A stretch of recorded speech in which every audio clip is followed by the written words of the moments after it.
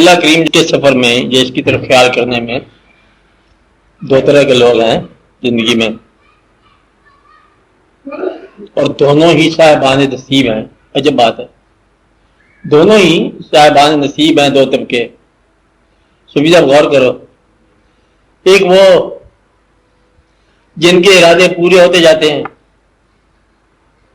اللہ کا شکر ادا کرتے جاتے ہیں اور اللہ کے قریب ہوتے جاتے ہیں. ایک وہ جس کا کوئی ارادہ پورا نہیں ہوتا، وہ بھی اللہ کے قریب ہو جاتا ہے. مدعا یہ ہے کہ اللہ کا تقرب جو ہے یہ آپ کے نصیب کا حصہ ہے. ایسا آدمی جو ہے وہ بھی اللہ کے قریب ہوتا ہے کہ میں نے اپنے ارادے کو اور ٹوٹنے کی وجہ سے اللہ کو پہچانا. تو ایسے انسان بھی ملے گا جا کہتا میں نے ہر دعا میری مقبول ہوتی جا رہی ہے، میں کیوں نہ شکر ادا کروں. تو مدعا یہ ہے کہ ایسے لوگ بھی ملیں گے جن کے پاس سب کچھ ہے اور پھر انکار ہے، اور ایسے لوگ ملیں گے جن کے پاس کچھ بھی نہیں ہے پھر بھی انکار ہے، اور ایسے لوگ ملیں گے جن کے پاس سب کچھ ہے اور پھر وہ مانتے ہیں، اور ایسے لوگ ملیں گے جن کے پاس کچھ بھی نہیں ہے اور پھر مانتے ہیں. آپ بات سمجھ ہیں نا؟ لہذا اللہ کریم کو ماننے اور نہ ماننے میں حالات کی کوئی دخل نہیں ہے. آپ بات نہیں سمجھ رہے؟ حالات کا کوئی دخل نہیں ہے. مثلا اب اللہ کریم کو آپ ذرا غور کریں تو اللہ تعالیٰ نے انسان کو پیدا فرمایا.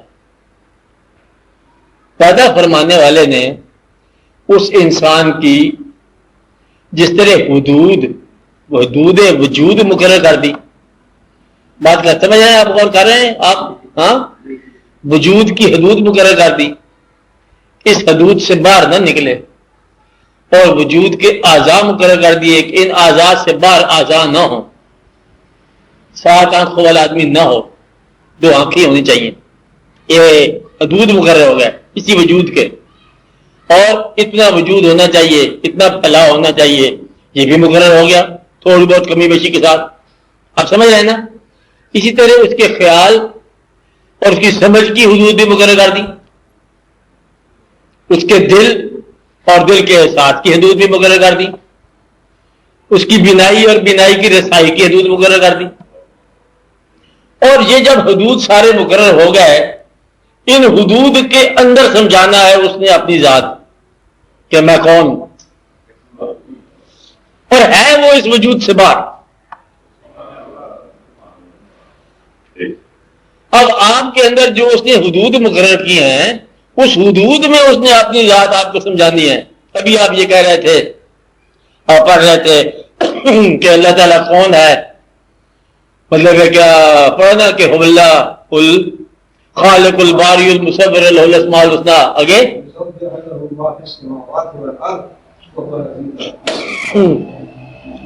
اب یہ دیکھو کہ یہ بتایا جا رہا ہے کہ کیسے اللہ کی صفات ہیں. اور قدوس ہے، مالک ہے، اور اول ہے، آخر ہے، خالق ہے، باری ہے، مصور ہے. یہ سارے الفاظ جو ہے نا یہ آپ کی حدود کے لیے ہیں، ورنہ وہ مصور اتنا ہے کہ آپ کے ذہن سے محاورہ. تو اللہ نے وہ لفظ اپنے بارے بتایا کہ جو آپ کے ذہن میں تھوڑی بہت سمجھ آ جائے کہ وہ مصور کیا ہوتا ہے، تصویر بنانے والا کیا ہوتا ہے. یہ تصویریں کیا قابل رحم یہ بنانے والا یہ اللہ ہے. اس کا مطلب یہ ہے، غور سے دیکھو کہ آپ اللہ کو یا اللہ نے آپ کو اسی محدود زندگی کے محدود سمجھ کے اندر سمجھنے کی توفیق دی ہے. یعنی کہ ہے وہ لامحدود، لیکن آپ کی محدود زندگی اور محدود سمجھ کے اندر اس نے اللہ نے اپنے آپ کو سمجھنے کی آپ کو توفیق اور دعوت دی کہ جب آپ سمجھتے ہیں مصور تو آپ اپنی ذہن کے مطابق سمجھتے ہیں کہ اس طرح مصور ہے، باری ہے، اس طرح قدوس ہے، اس طرح رحمان ہے، رحیم ہے. یہ آپ کے رینج کے مطابق. تو آپ اپنی رینج میں اس کو کیسے پہچانیں گے جو ہر رینج سے آزاد ہے؟ اب اس کا بالکل ہی آسان سا نسخہ ہے کہ اگر آپ اپنی رینج میں سنسیئر ہیں، آپ اس میں وفا رکھتے ہیں، صداقت رکھتے ہیں تو پھر آپ کو اسی رینج میں مل جائے گی بات. آپ بات سمجھ رہے ہیں نا؟ یعنی کہ اگر آپ اسم کے ساتھ سنسیئر ہے، اسم خالی ذات نہیں ہے، اسم ہے، اگر آپ اسم اللہ کے ساتھ وفادار ہیں اور صداقت رکھتے ہیں تو اسم اللہ بھی آپ کو ذات ہی کی طرح فیض دے گا. سبحان اللہ. صرف آپ کی صداقت ڈیولپ ہونی ہے. لہذا اللہ کے جو توجہ ہے یا اللہ کی یاد ہے، خالی آپ اسم کی یاد کر رہے ہیں، ذات تو دیکھی نہیں ہوئی آپ نے. اللہ نہ کرتے ہیں کاغذ پہ 10 دفعہ اللہ لکھ لو تو ایک کاغذ پہ 10 اللہ تو نہیں نہ ہو سکتے. اللہ تو پھر کائنات سے وسیع تر ہے، خالق ہے. لیکن یہ جو اسم ہے اس کو ذات سے نسبت ہے، تو اس جو نسبت ہے اس کو اگر آپ صداقت اور اعتراف کے ساتھ، آپ ادب کے ساتھ اگر آپ یاد کر رہے ہو اس اسم کو، تو پھر وہ ذات آپ کو فیض دیتی ہے اپنی حدود کے اندر، اپنی محدود زندگی کے اندر. آپ سمجھ رہے ہیں؟ اس کی صفات کو آپ اپنی محدود زندگی میں اگر آپ سمجھتے ہو صداقت کے ساتھ، تو پھر وہ آپ کو فائدہ دیتی ہے. مثلا آپ جو سمجھو، اللہ کے نے بتایا، ارشاد فرمایا کہ تم نے دیکھا آسمان میں نے کیسے بلند کیا،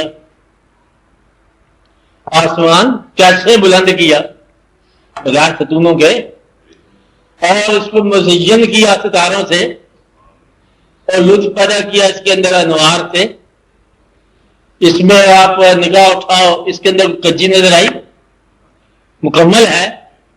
پہاڑوں کو ہم نے کیسے میخوں کی طرح بلند فرمایا، زمین کو کیسے ہم نے بچھونا بنایا، ہوائیں کیسی ہیں جو آہستہ چلتی ہیں اور کیسی ہیں جو تیز چلتی ہیں، اور پھر تمہارے دلوں کے اندر اللہ کی یاد پیدا ہوتی ہے، کھڑ کھڑ کی آوازیں آتی ہیں، ساں ساں اور ساں ساں کی آوازیں آتی ہیں، اور اللہ کو یاد کرتے ہو. میں نے دیکھا دریاؤں کی موجیں، سمندر کے طوفان دیکھے، اور صحراؤں کی وسعتیں اور تنہائیاں دیکھی آپ نے، پہاڑوں کی غاریں کبھی آپ نے دیکھی، کس طرح مطلب ہیبت ہے اور کس طرح یہ دبدبا ہے، اور کیسے جو ہے اس ذات واحد کی یہ نشانیاں بیان کر رہے ہیں. یہ اللہ کا. پھر فرمایا تم نے دیکھا کہ کس طرح ہم پانی کے قطرے سے انسان کو پیدا کرتے ہیں. اب یہ بتاؤ ایک ذات کہاں انوار و تجلیات کائنات وسیع، اور کہاں ایک پانی کے قطرے سے ہم انسان بناتے ہیں. تمہیں پتا ہے کہ پھر تم خون کا لوتھڑا تھے، تمہیں پتا ہے کہ پھر تم کیا بن گئے، تمہیں پتا ہے کہ پھر تم کیا ہو گئے، پھر تم کیا سے کیا ہو گئے، اور آج کیا سے کون بن گئے ہو. تمہیں پتا چلتا ہے تم کون ہو. اب یہ جو بیان کے اندر وہ انتہا کی وسعت ہے، اور یہ انتہا کی بظاہر محدود سی بات ہے. ایک انسان کے لیے دونوں ثبوت ہیں اللہ کے. اب آپ جہاں ٹھہرنا چاہو وہیں پر ثبوت ہے. اگر آپ کا خیال وسیع تر ہے تو انوارے کائنات میں آپ کو ملے گی بات. اگر آپ کا خیال موجود ہے تو پھر آپ یہیں سے دیکھ لو کہ تمہارے جسم میں درد ہے. جسم میں درد ہے کہ جان میں درد ہے؟ جسم میں تو ہے نہیں، درد تو جان میں ہے، اور جان جانے آفرین کی ہے. اگر جان جانے آفرین کی ہے تو وہ جانے اور اس کا کام جانے، یہ ہمارا دخل ہی کیا ہے؟ اگر یہ اس کا کام ہے تو پھر اسی کا نام ہے. تو مقصد یہ ہے کہ پھر پہچان کہاں مشکل ہوئی، کہیں بھی مشکل نہ ہوئی. اگر آپ پھیلتے ہوئے تصور رکھتے ہو تو پھیل کے دیکھو وسیع کائنات اور وسیع ستاروں کو دیکھو، دریاؤں کی روانیاں دیکھو، بادلوں کی دیکھو، اور پھولوں کی رنگت دیکھو، اور ان کے اندر بلبل پرندے چہچہانا دیکھو. پر اگر آپ اپنے آپ میں دیکھو، اپنے خیال کو دیکھو، اپنی آنکھ کو دیکھو، اپنی بینائیوں کو دیکھو، چھوٹے سے بچے کو دیکھو گہوارے کے اندر چون چاں کرتا ہے، اور یہی جو ہے عقل کو دبدبا لے کے آئے گا اور کہے گا ہم کیا ہیں، اور پھر تھوڑی دیر کے بعد واپس اسی بڑھاپے میں سے ہوتا ہوا اور پھر خاموش مٹی میں جا کے سو جائے گا. 4 دن کا میلہ آخر ختم ہو جائے گا.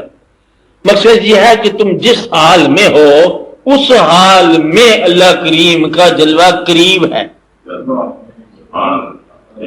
تکلیف میں ہو اللہ قریب ہے.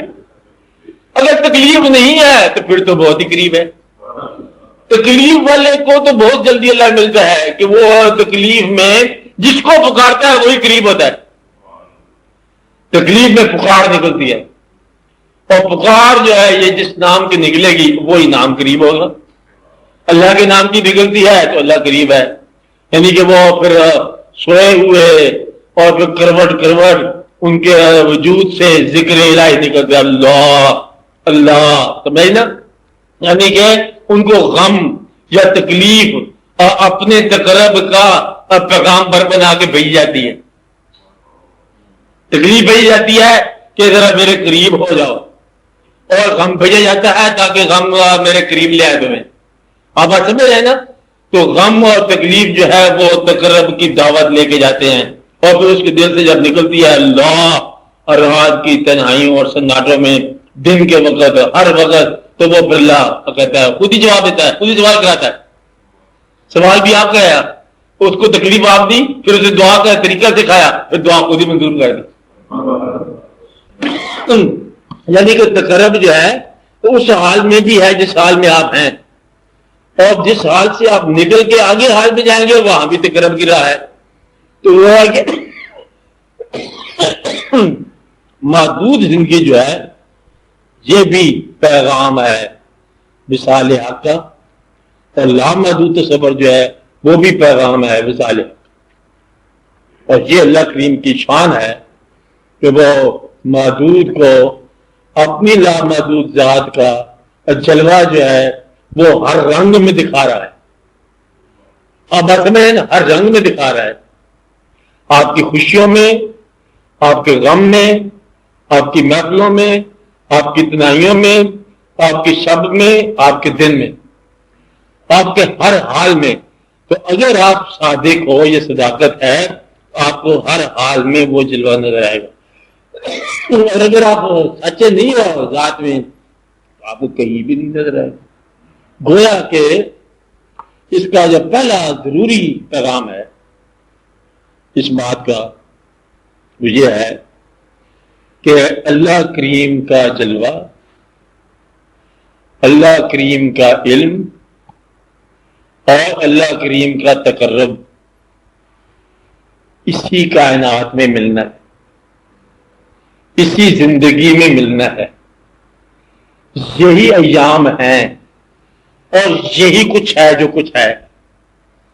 یہ نہیں ہے کہ اس میں جی ابھی کچھ اور چیز شامل ہو تو میں سمجھوں, سمجھ رہے ہیں, یا کوئی اور شرط ہو کہ جی اس حالت میں تو ہمیں سمجھ نہیں آتی, کچھ اور ہونا چاہیے. ہم کہہ رہے ہیں غریبوں نے سمجھا, امیروں نے مانا, تکلیف والوں نے مانا, راحت والوں نے مانا, دور والوں نے مانا, نزدیک والوں نے مانا, ہر حال میں ہما حال ماننے والے پیدا ہوتے رہے. لہذا اللہ کریم کو ماننے کی اور اس کے تقرب کی شرط آپ کی طرف سے عائد نہیں ہو سکتی. آپ بات سمجھ رہے ہیں نا کہ جو زندگی ہے یہی زندگی ہے. لہذا اب یہ شرط نہ لگانا کہ پہلے یہ ہو جائے, پہلے وہ ہو جائے, پھر ایسا تو ہو جائے جی, یہ تو ہو جائے, جو کچھ ہے اس کو یہی مان لو کیونکہ اس کے بعد وقت ختم ہے. ایک طریقہ یہی کائنات عین جمال ہے, یہی کائنات عین حقیقت کا آئینہ ہے, اسی میں آپ کو حقیقت نظر آ رہی ہے. اور جن کو نظر نہیں آ رہی ہے وہ اسی کائنات میں کفر دیکھ رہے ہیں.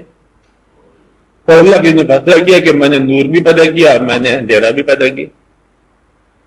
اب جو اندھیرے کے شوقین ہیں انہیں ہر طرف اندھیرا ہی نظر آئے گا, گمراہی نظر آئے گی, کمزوری نظر آئے گی, جی کچھ بھی نہیں ہے, انہیں کچھ بھی نظر نہیں آئے گا. تو اس لیے اللہ نے فرمایا کہ میں نے تمہیں فرق زندگی دی اور یہ دیکھنے کے لیے کہ تم کیسے اعمال کرتے ہو. خود پتہ ہو جائے گا اور آپ کو یہ بات سمجھ آ جائے گی کیا زندگی ہے. اس طرح آپ پہچان سکتے ہیں اللہ کریم نے آپ کی زندگی میں کیا کچھ پیدا فرمایا ہے.